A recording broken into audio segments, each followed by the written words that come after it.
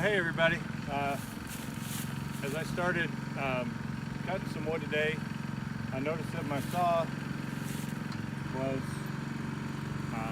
the idle was too high. It was keeping the chain running even when I wasn't pulling the trigger.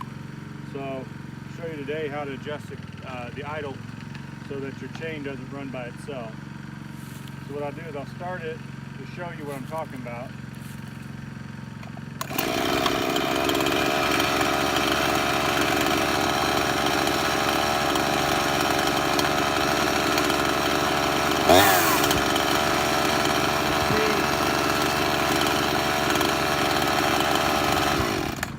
So you see there how it's advancing.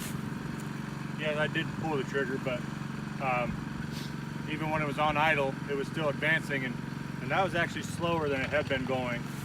So what you need to do is you need to adjust your high idle down, and that will, because it's a centrifugal clutch hidden in here,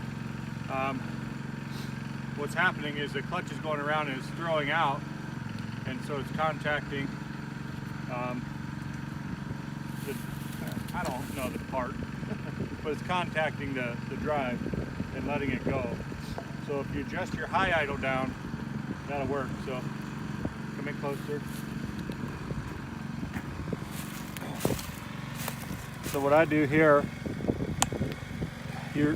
these are your idle adjustment screws, and you probably could adjust this without taking the top case off, but I don't have a screwdriver that will let me do that, and this is only 3 screws to take this off anyways. The part I don't like about having to take this off is you've got to run the saw then with the cover missing, but so you just got to watch your fingers.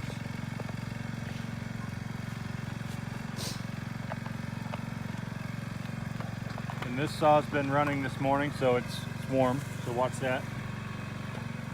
Okay, so now you can see these are the 3. This is a high, low, and T. I don't know what T stands for. But anyway, so now we'll start it back up, and you'll see how changing the idle can change the way the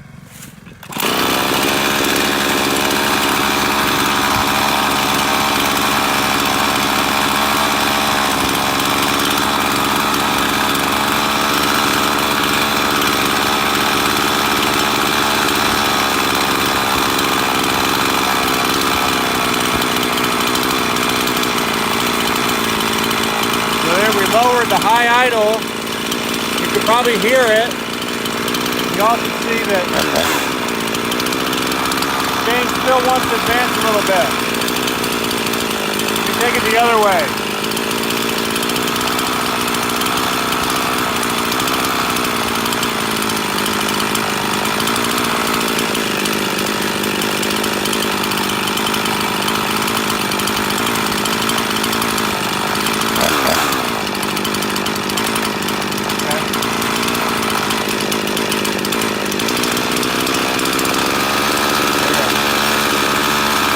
The idle pick up.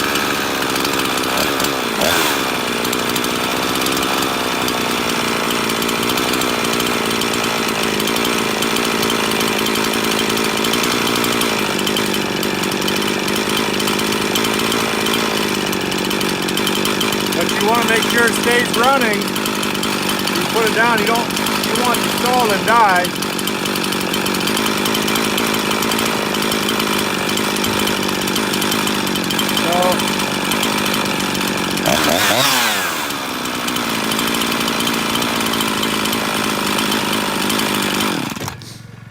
That seems like it was fixed then. So just a handy dandy little eyeglass screwdriver. I keep this in my case of my saw, and you just kind of do it by ear. But